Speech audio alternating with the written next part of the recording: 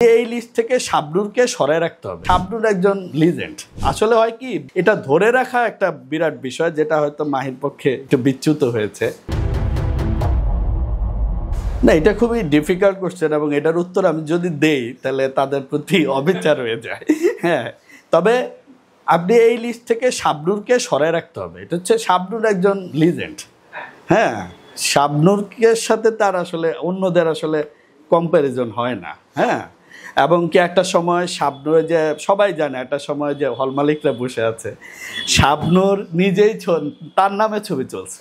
হ্যাঁ, তো এই লিস্ট থেকে সে বাদ। মাহিয়া মাহির নামেও কিছুদিন ছবি চলছে। যে ছবিগুলো যখন রিলিজ হয় তখন কিন্তু মাহিন, অগ্নি, তারপরে পোড়ামন, এগুলো তো সুপার ডুপার হিট হয় এবং তখন মাহিকে খুবই সম্ভাবনাময় সবাই ভাবছিল এবং হল মালিক, ডিস্ট্রিবিউটর, ক্রিয়েটর যারা আমরা সবাই তাকে মানে আস্থায় নিয়েছিলাম।